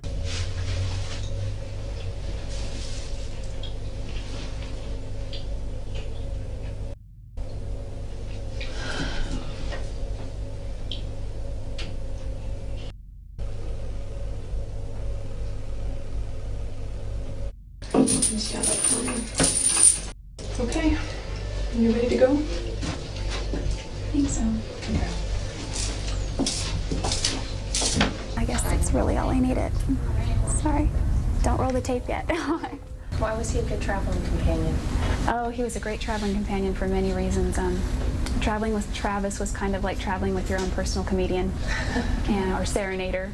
Jodi not only stuck with her story about the assassination squad, she doubled down and agreed to every media request that came her way. She also stuck with the soft-spoken, sweet-natured, Jesus-loving character that wouldn't hurt spiders, let alone human beings. But she once again fails to realize this fake disposition doesn't match the situation whatsoever. If you were sitting in a squalid jail, wrongfully accused of murder, and as a result facing life in prison or even the death penalty, you wouldn't be acting like this. She's trying to come across as the innocent girl next door, but she just looks like a terrifying lunatic. To know that he was stabbed some 27 times and shot once in the left cheek. Who could have done this to him? I don't know. Who do you think killed him? I have no idea. Jodi, you're pretty calm sitting here. How are you managing to stay so calm? Through my faith and through the knowledge of my own innocence. That's the only thing. I would be shaking in my boots right now if I had to answer to God for such a heinous crime. Jodi Arias killed Travis Alexander. There is no question about it. This is Jodi's defense team, and what you just saw was the very beginning of their opening statement on the first day of her trial. The date is January 2nd, 2013, exactly 4 years, 6 months, and 2 days after Travis was murdered. The $1 million question is what would have forced her to do it. They must have figured the assassination story wouldn't go down well with a jury, especially when confronted with the many steps Jodi took to get away with the murder. So the narrative has now changed for a third time, and the defense have to come up with a plausible explanation for Jodi's trail of deception. The hole she had dug herself into was exceptionally deep, and her attorneys are now crafting the rope to pull her out. Jodi did not always tell the truth about what happened that night. She was scared. Scared about what had happened, and scared about what she had done. She had absolutely no experience with police interrogation before.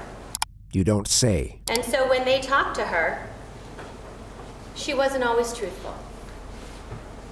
Her fear and her panic about what had happened led her to tell different stories.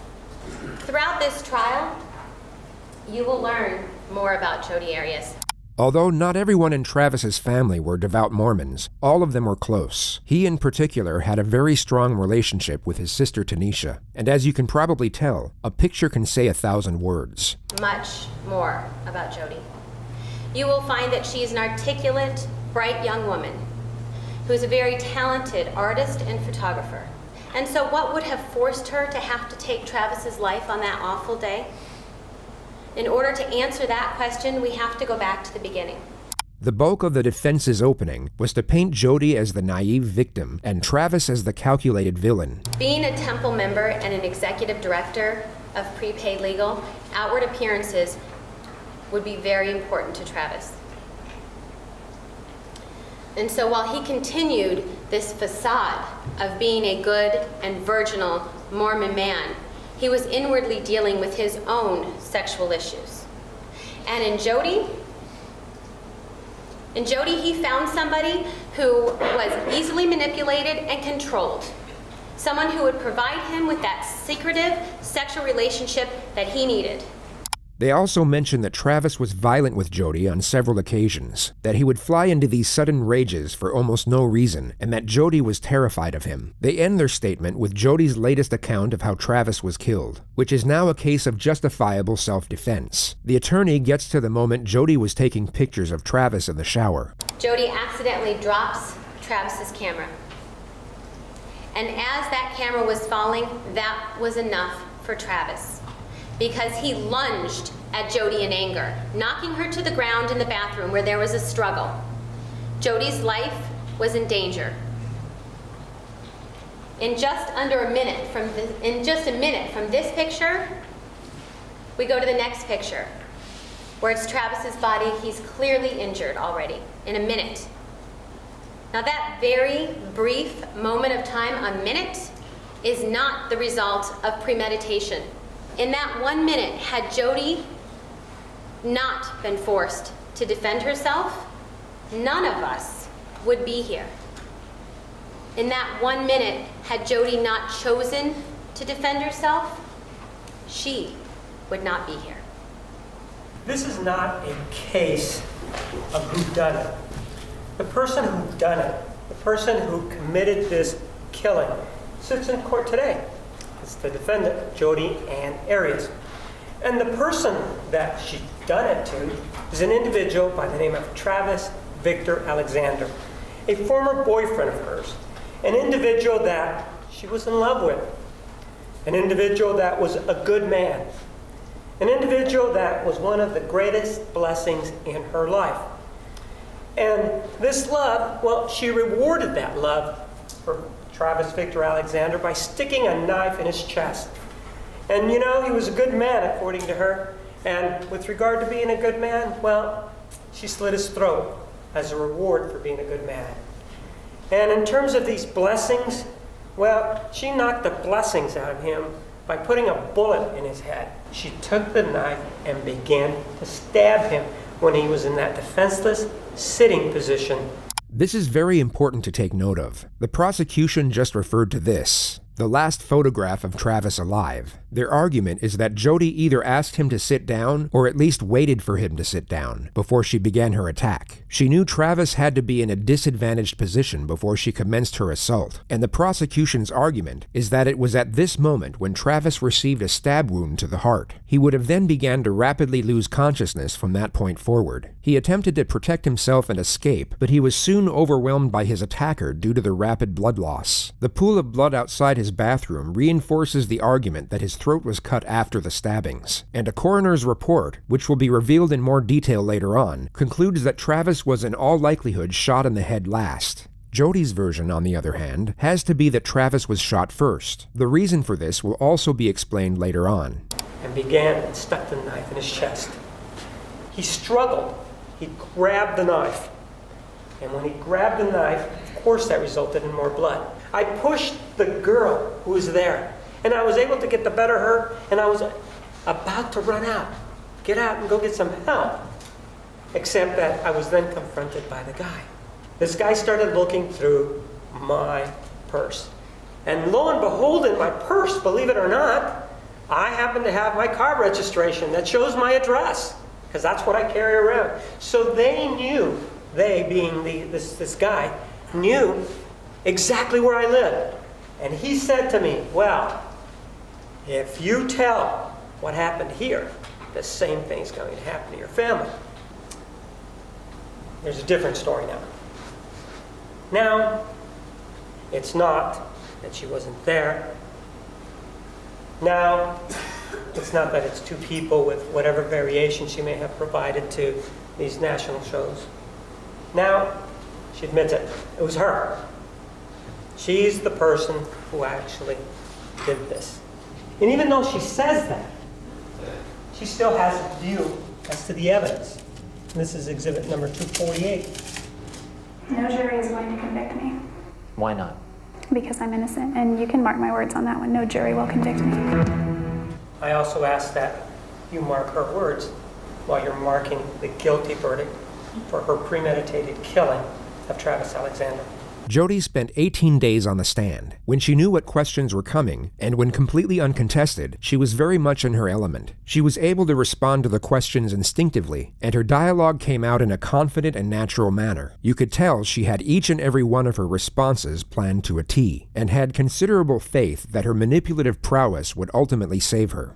I don't know why, but they were Spider-Man, and... At this point in the trial, the defense had already detailed how Travis was physically abusive, sexually overbearing, and a deep-seated pedophile. Jodi stated that she caught him on his computer looking at images of children, and that Travis had even asked her to wear Spider-Man underwear during sex. The next segment is Jodi's supposed theory as to why Travis had such a request. I do know, however, that the year prior, there's a child he was close with that really liked Spider-Man. I don't know if that had anything to do with it, but he was very much into Spider-Man. This is the reason why she never left Travis after finding out about his pedophilic urges. I was under the impression that when he was able to sleep with a woman as opposed to fantasizing about a child, he felt like more normal as a man. So also, I had seen prior to this incident many beautiful qualities about him and good qualities about him and things that were attractive about him. And I believed that this incident was a negative part of himself that he didn't want to foster, or that he was fighting or struggling against, and that he ultimately wanted to eradicate. So just to clarify what she actually said, her understanding and support of nature was the reason she stayed in a relationship with an unashamed pedophile. She kept it a complete secret, hoping he would change, all the while he was being physically and emotionally abusive on a regular basis. She's tearing down his character, but trying to do so in a subtle manner. She gives off the impression that she's holding back on his detraction to preserve some of his reputation, when she's actually trying to destroy it as much as she possibly can. This is Jodi's version of events that led up to the killing in her own words. It's important to note that when you rehearse something in your head repeatedly, it can be as though it actually happened. And as we know, Jodi had nothing but time on her hands for the last 4.5 years. The clip will begin at the moment she dropped Travis's camera. It slipped. It was kind of like, the best I could describe it, like when you go to catch a football but it bounces and you kind of fumble it a little, because It didn't slip and just drop. It slipped, and I tried to catch it, and it kind of bounced a little and then fell on the ground and bounced and rolled onto the tile. It fell first on the mat, then it rolled right onto the tile. The mat isn't very big. It's just kind of right outside the shower. At that point, he got very angry, and he stepped out of the shower. He lifted me up from the crouch position with enough force that my feet came off the ground momentarily, and he body slammed me on the tile. At that point, I rolled, and I ran down the hallway. I ran into the closet. I slammed the door. I start running. If you are looking at the diagram, it would be on the left side of the seat. I began running that way with my initial intent to probably run out this door. I instead went for the gun. According to Jodi, a gun was hidden above the shelves in Travis's closet. She had discovered it a month earlier while cleaning. I grabbed the gun. Right about then, Travis was opening the door. I grabbed it. I ran out into the bathroom. He ran, I believe, straight toward the door as well. At that point, I had run out of the bathroom, and I turned, and I just wanted him to stop, so I pointed the gun at him, hoping that that would just make him halt. And it didn't. Instead, he lunged at me right around the time that the gun went off, and I didn't mean for it to go off. This is why her version has to be that Travis was shot first. According to her, it was all an accident. There was no intention to actually kill, and Travis's death was the unintended result of his own senseless aggression. So you might be wondering how she can explain the 27 stab wounds and the laceration to his throat. We fell with pretty good force down in the corner, near 15, but not quite that close. It was kind of near the sink, kind of, sort of that area. And he fell kind of on top of me, but to my right. I didn't want him to get on top of me. He was grabbing at my clothes. He was trying to get on top of me. I don't know where the gun went at that point. It was not in my hands anymore. If it got knocked out of my hands or if I dropped it, what. I broke away from him, and the moment I broke away, that's when he threatened my life. Just to be clear on what Jodi is talking about, after she accidentally shot Travis in the head, he wrestled her to the floor, but she then managed to break away, at which point he screamed the words, "I'll fucking kill you, bitch." I'd have no clear memories after that, at all. Things began to get really foggy after the gun went off. So there it is, her explanation as to why she slit the throat and continued stabbing the man she had no intention of killing is that she can't remember. The trauma of the situation caused complete memory loss, but she's able to detail how terrified she was right before her recollection goes blank. It's hard to describe the fear. It was like mortal terror. It really was. When he was trying to get on top of me, I thought he was, and then he threatened my life. I really thought he had intentions to kill me. So I don't remember any specifics of what happened right after that point. This is her explanation as to why she never called the police once she came to her senses, and also why she went to such lengths in order to cover up her involvement. I didn't want people to know the kinds of things that were going on in our relationship. I felt that if I told police Travis attacked me, I would have to give explanation as to why he attacked me. And if I gave explanation as to why, I would have to go back through the different incidents that we'd gone through and how those things didn't really begin until after I walked in on him. I believe they were related, and I didn't ever want to go there. So it was all convoluted, and I thought that by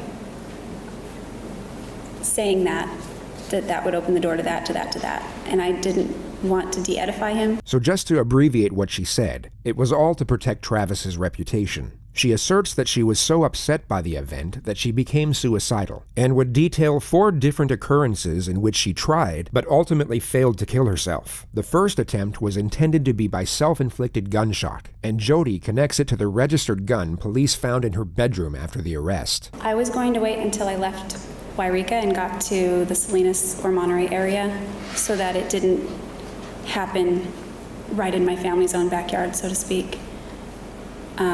And I was leaving for that area the morning I was arrested, actually. Her other attempts supposedly happened when she was in jail. I had written out all my suicide letters. I sent my note, I sent them all in an envelope to my grandmother's, do not open until November 10th, 2008. I was hoping to be dead by then. I was like giving myself a little time to get my affairs in order. I had asked for extra laundry so I could stuff it around my body because there was somebody sleeping below me and I didn't want anything to I didn't want anything to get on her. So I stuffed it around my body and got under my blankets with my razor.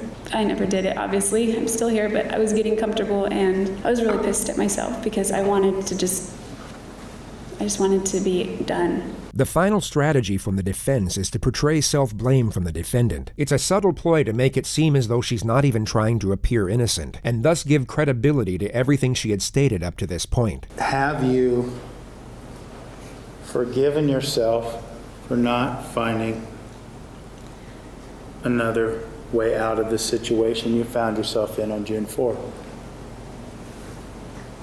No, I think that if I had just left before any of that happened, I have a million regrets. I mean, I was scared of him and I reacted, but I will always regret everything about that. Do you blame yourself for not taking some other alternative measures? Yes, I think maybe if I had handled the gun properly and I meant to just point it at him. I thought it would stop him. And maybe he wouldn't have gotten as angry as he did. Maybe he wouldn't have threatened to kill me. I don't know. Ma'am, do you remember having a conversation with Detective Flores of the Mesa Police Department back on July 15th of 2008? Yes. And this was the day that you were arrested, right? Yes. What's fascinating about this prosecutor's approach is that the vast majority of his cross-examination doesn't even challenge Jodi's new storyline. He simply asks specific questions within it. He puts a microscope under certain elements and lets the absurdity of it all speak for itself. And during that time, you told him something, and let's take a look at it right now. Okay. I think you can help us. I would love to help you in any way that I can. Okay. That's not true, is it? I don't know. I guess it depends on what help means. Yes or no? Were you there to help him? I don't know. Were you there to tell the truth? No. That wasn't the truth, was it? That you were there to help him, was it? No, that was not the truth. You'll notice that Jodi has a hard time agreeing to details that actually conform to her own narrative. The tone of the prosecutor puts her on the defensive, and she tries her best to avoid agreeing with what he's saying, even though the actual context of his dialogue correlates with her own defense. And in fact, you were there for a different purpose. You were there so that he wouldn't get the truth, right? No, I was there against my will. There's nothing that the detective ever did to get you to say whatever it was that you said at the first interview, right? Not that I recall. Well, again, we're with the memory issue. Ma'am, are you having problems remembering what happened back on July 15th of 2008? No. So he didn't do anything then, right? Anything what? What are we talking about, ma'am? Are you again having problems understanding what's going on? Your Honor, if she can't understand his questions, that's... Overruled. To me, answer. I don't understand his question. Ma'am, the detective didn't do anything during the interview to cause you to lie, right? No. So with this interview, you then started to talk about whether or not you had been in Arizona, right? Yes. You said no, you hadn't been in Arizona, right? That's right. That's an absolute lie, right? Yes. And the reason that you didn't want to admit to being in Arizona is because you knew that you had killed Travis Alexander, right? Yes. Ma'am, after that interview, you then had another chance to have a conversation with Detective Flores the next day, right? Yes. And again, it was a voluntary conversation, wasn't it? Yes. And it was the same situation as the day before, right? He sat down, he asked you questions, right? Yes. That's when you changed your story, didn't you? Yes. Because you did not want any consequences with regard to the killing of Travis Alexander, right? I wasn't concerned about consequences at that point. That wasn't my goal. So. Well, was your goal to go to prison? Not a physical prison on Earth, no. I was trying to kill myself, I think. Ma'am, You've said that many times, that you tried to kill yourself, right? In court. I don't know that many, but I've recounted a time that I did. You've said it more than 3, 4, 5 times, right? Perhaps. It's very interesting to see which questions she tries to avoid, or which statements she outright refuses to concur with. Her suicidal tendencies were such a huge part of her own testimony, yet she just can't bring herself to agree with what was a very straightforward question from the prosecutor. The amount of times she spoke about suicide should be of no concern, unless, of course, she had an agenda behind it. When a specific topic such as this gets brought up, she all of a sudden becomes highly cautious in how she responds. Cross-examination on the actual killing started on day 39. At this moment, Jodi has already explained that she dropped the camera, was body slammed by Travis, rolled away, and had just ran into the closet to get the gun. So then you just said that you were going over to the closet area to get the gun, right? The corner. The corner, right? And as you are in that corner, he's coming in through the door, right? Yes. But man, this is a very small closet, isn't it? No, it's bigger than the cell that I live in. It's bigger than what? It's bigger than the cell that I live in. It's not a small closet. Ma'am, we don't want to know where you live in. Do you understand that? I'm just using that as reference. It's not small. Do you understand? Did I ask you where you were living? No. We're clear, right? We do not want to know where you're living right now. You understand that? Okay, sorry. You run into the bathroom, don't you? Yes. You're in a hurry, right? Yes. You want to get away, right? I want him to not get close to me. Well, you want to get away. That's what's going on, right? I want him to not get near me. That's what's going on. And so what you do then is, according to you, is you then go in here and then you pivot, right? Or turn around. Yes. You have the gun. Which hand do you have the gun in? Both. So you have it out like this with both hands outstretched? Yes. Correct? Yes. And so you have the gun outstretched and he's still not there yet, right? He's still in the closet. He's coming out the door as I turn. So he's at the door now, right? And according to you, he is on you when you shoot him, right? Not quite on me. I think the gun went off and then he impacted me right shortly after that. And in fact, according to your testimony on direct, he falls on top of you, right? He lunges at me like a linebacker. Jodi used this linebacker analogy a number of times throughout the trial. The prosecutor now asks her to give a visual example. It appeared to have no real tactical purpose, but it was certainly a welcome and somewhat comical distraction for the viewers at home amid the graphic testimony. As he was running... No, just show me. That's what I'm asking you to do, not talk. Show me. Show me the linebacker pose. He got down and... Well, show me the linebacker pose. That's what I'm asking for you to do. Okay. He went like that, and he turned his head and grabbed my waist. Just like that, correct? Pretty much. And he grabbed your waist, right? I can't say it's just like that, but that's what I remember. Well, no, just I want, without talking, just show me the pose. He got down like that. Like that? Yeah. All right, go ahead and have a seat then. After he came at you, ma'am, and that happened, did you go down? We both went down. And he's still not dead, right? Definitely not. He's very angry. He's very angry, and this is seconds afterwards, right? Yes. Is he on all fours now? He's on the side of me, grabbing at my clothes and grabbing at me. What happens then? I break away from him, and he screams out, "Fucking kill you, bitch." And then what do you do? I don't really remember. I just remember... I don't remember anything at that point, so I would be speculating. So you don't remember a single solitary thing after that, right? The prosecutor for the next several hours would argue the improbability of that being the case. The memory loss caused by trauma would put Jodi's mind in a state of disorganized chaos. Yet her next steps were highly calculated, as we all know. Even going by her own narrative, she knew exactly where to strike Travis with a knife in order to kill him. She also cleaned down the crime scene and deleted the photos from Travis's camera.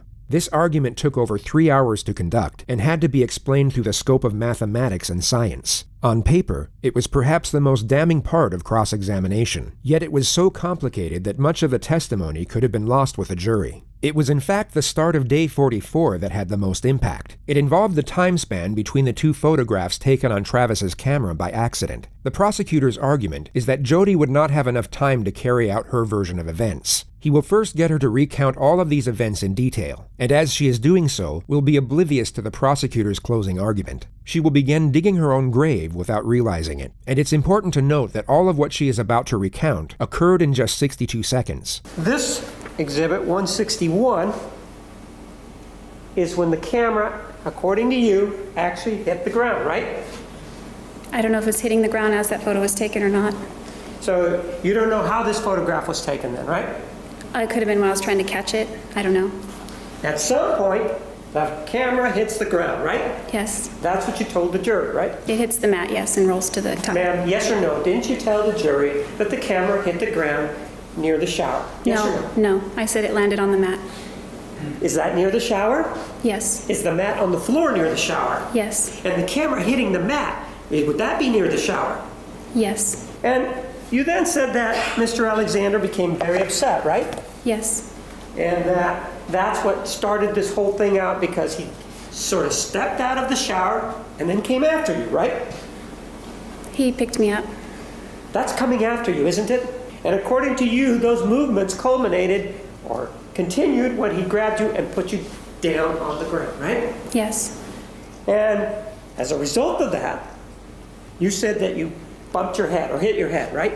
Yes. And maybe it knocked the wind out of you, right? Yes. And that you were in fear at that point, right? Yes, very much. And you were able to fight him off so that you could get away, right? I rolled. You roll away and you begin to run down the hallway, right? Yes. And then you went into the closet, right? Correct. According to you, that's where you went and obtained the gun, right? Yes. When you went into the bathroom, you were able to turn around, if you will, and now you had the gun in your hands, right? That's what you told us, right? Yes. And that's when he was coming at you in this linebacker pose, right? Around that time, yes. And that's when you shot him in the face, right? Yeah, that's when the gun went off. So then, according to you, he fell on top of you, right? It was kind of on top, but maybe more to the right. I don't know. It wasn't directly on top of me. I was trying to prevent him from getting on top of me. And that's when the memory issue started, correct? Right? I'd say that. Actually, ma'am, the way you describe that, it's impossible for the killing to have happened in that manner, isn't it? Objection, argumentative. No, that's just according to you. You'll notice that Jodi evades the majority of the questions in this next segment. She starts to realize the argument put forward is making complete sense, and will at all costs avoid saying yes to most of the points laid out for her. It's as though she knows a fundamental part of her storyline is about to be exposed. We know that there's some action that is going on at 5:31:14, right? Something's going on, right? Yes. We also know that Exhibit 162 is 5:32:16, which is a minute and 2 seconds later, correct? Correct. So you've now shot him. You've told us that the fog is rolling in and that you have no memory. You still don't know where the knife is, do you? I don't remember a lot from that period. It could be. Right, but you told us before that period even that you didn't know where the knife was. Do you remember just telling me that? Today, as I sit here, I don't remember where the knife was. On June 4th, I might have remembered where it was. Do you remember in cross-examination that I asked you if you knew where the knife was on June 4th? And you said, no, I don't remember where the knife was. And so as you shot Mr. Alexander, you by necessity then have to go look for the knife, don't you? I don't know the answer to that. Well, you didn't have the knife in your hand when you shot him. Did you? Sustained. Did you have the knife in your hand when you shot him? Objection, argumentative. It's the same question. Overruled. No, I did not. So that means that if you didn't have the knife in your hand, you needed to go get it from somewhere, right? I guess. I don't know. No. There's no guessing here now. If you didn't have it in your hand and you just shot him and you rolled away, right? Objection, argumentative. Sustained. You do then agree that if you didn't know where the knife was and Mr. Alexander didn't have it, it would take time for you to go find that knife, wouldn't it? Objection, argumentative. Overruled. I don't know. I don't know where the knife was. Right. Since you didn't know where the knife was, it would take time to go find it, irrespective of where it was, wouldn't it? I guess under that theory. Sure, under that theory. It would take time, right? Yeah, I guess. And what you're telling us, under your scenario, is that in 62 seconds, you get body slammed, you do whatever you do, but you get away, you run down the hallway, you go in the closet, you grab a gun, you back up, you shoot Mr. Alexander, he goes down, he's still pawing at you and saying, "Fucking kill you, bitch." And then, after you're able to get away, you go get the knife, and he ends up at the end of the hallway, all in 62 seconds. That's what you're telling us? No, that's not what I'm saying. And he didn't say fucking kill you bitch till I got away. And Pardon? he didn't say fucking kill you bitch until after I got away. You said he said it before I broke away, but he said it right as I broke away. She just created a non-argument for the purpose of deflecting from the primary contention. Whether or not Travis said those words before or after she broke away has no bearing whatsoever on the prosecutor's assertion, which he now reiterates. And then you had to go get the knife for everything to occur so that we got here. I don't know all the particulars of what's going on in that picture, so I can't even say if that's true or not. You might be thinking Jodi has an argument here, that perhaps Travis was only shot and not stabbed. This would have given reason for the blood, and contend that Jodi wouldn't have had to go looking for the knife. But the medical examiner found little to no bleeding at the site of the bullet track. The probable reason for this is that Travis was already dead. But there are also medical phenomena that could still prove Jodi's narrative to be true. What she can't prove, however, is that this blood came from the gunshot. You say that he gets shot, right? That's correct. Goes down, and you describe for us that he's pawing at you, and then you're able to sort of stand up, fucking kill you, bitch, and then the fog rolls in, right? No, then I have no memory. The fog was already there. The fog was already there. And did you or did you not have the knife with you? I did not. And you obtained it at some other point when you can't tell us, right? It would appear that way, yes. You say it would appear that way. Let's be clear, there wasn't anybody else there, right? That's correct. And you did stand up at some point. You remember telling us that, right? I believe I did. And when you stood up, he was still on the ground, right? I don't recall looking back. Pardon? I don't recall looking back. So you were, even though he's still a threat to you, according to you, and he's just threatened your life, you turn your back on the threat? Yeah, I'm trying to get away. This was the time she stated verbatim, the fog was already there. Yet when she feels threatened by a question, she all of a sudden has a vivid recollection. The element of the time span between the two photographs goes on for another 45 minutes, yet the full context of the argument had already been asserted by this point, and perhaps strengthened by Jodi's defensive posture throughout the entire exchange. When a battered woman is attacked and they're defending their life, they don't know when to stop. Travis Alexander's body was stabbed 27 times. It may be that Jodi Arias didn't know when to stop. This individual, the defendant, Jodi Ann Arias, killed Travis Alexander. And even after stabbing him over and over again, and even after slashing his throat from ear to ear, and then even after taking a gun and shooting him in the face, she will not let him rest in peace. But now, instead of a gun, instead of a knife, She uses lies. This is an individual who is manipulative. This is an individual who will stop at nothing and will continue to be manipulative and will lie at every turn and at every occasion that she has. Everything in this case points to the fact that it did not happen.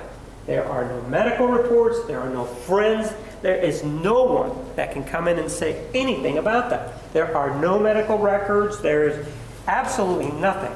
There is a direct strike to his neck, which is an indication of somebody who is thinking, this person's not going to live. He may get away from me in the shower. He may get away from me all the way to the sink. And he may stumble his way down that hallway. But you know, I caught him. And now, rather than stabbing him anywhere else, right here. So it's a very well orchestrated kill. The other thing that she did is that she created a lie that really involves behavior that is a hot button kind of topic. How horrific it is to be accused falsely of being a pedophile. He's not here. He's not here to say, no, that's not true. And so Snake goes to the computer and doesn't find anything there. Oh, no, I changed my mind. It was actually images. First of all, her journal indicates that there wasn't such an event. Second of all, the text messages also indicate the same thing. And what human being, if that is the allegation, if they really are caring, what human being doesn't go to the police and say, or somebody else, this person is a pedophile? What she does, well, it's the new approach. It's the new approach to pedophilia. What does she do? Well, let's jump in the sack. That's what we're going to do. The State of Arizona versus Jodi Ann Arias, verdict, count 1. We, the jury, duly impaneled and sworn, in the above entitled action, upon our oaths, do find the defendant as to count 1, first-degree murder, guilty. 5 jurors find premeditated, 0 find felony murder, 7 find both premeditated and felony. Just a couple of minutes ago, you heard the verdict from the jury. What are your thoughts? I think I just went blank. Just, I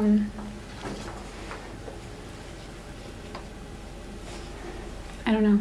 I just feel overwhelmed. I think I just need to take it a day at a time.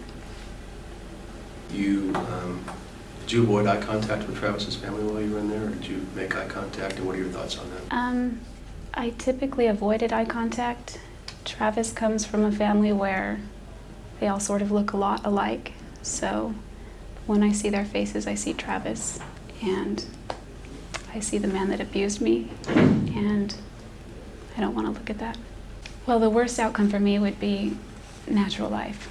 I would much rather die a lot sooner than later. Longevity runs in my family, and I don't want to spend the rest of my natural life in one place. So you're saying you actually prefer getting the death penalty to being in prison for life? Yes. Jodi changed her mind about wanting to die. Again, during her plea to save her life, she was sure to mention all the charitable work she decided to take part in after being charged with first-degree murder. A few months before trial, and by that I mean jury selection, my hair was past my waist, and I donated it. Additionally, I've designed a t-shirt. This is the t-shirt, of which 100% of the proceeds go to support nonprofit organizations which also assist other victims of domestic violence. We can never get him back.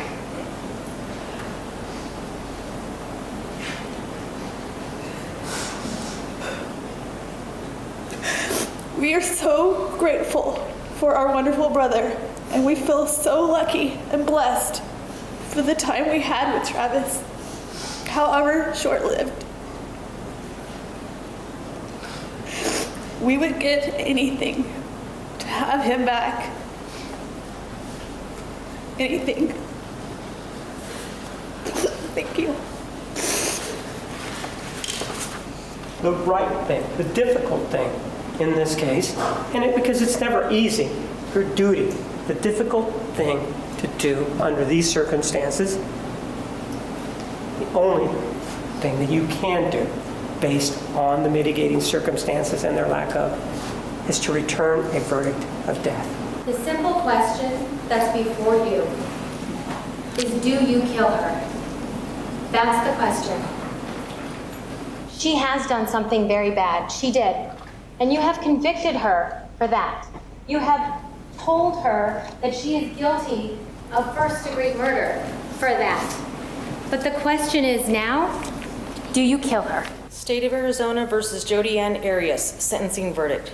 We, the jury, duly impaneled and sworn in the above entitled action, upon our oaths, unanimously find, having considered all of the facts and circumstances, that the defendant should be sentenced. No unanimous agreement. Signed, foreperson. Is this your true verdict, so say you want to know? Yes. It is ordered. The defendant shall be incarcerated in the Department of Corrections for the rest of her natural life with no possibility of parole. Jodi Arias is currently housed at the Arizona State Prison Complex. She maintains her innocence to this day.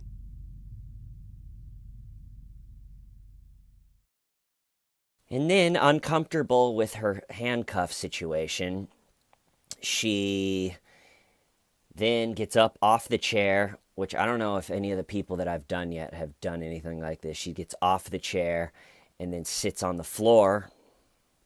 And at one point on the floor, she's like this, and then she like whips her hair way back. And when she did that, I was like, ha! She just is a horrifying, just the way she moves. I think I said that in the other one. So she's sitting there, and then this woman, I don't know, detective or something comes in, kind of like, is like, what are you doing on the floor?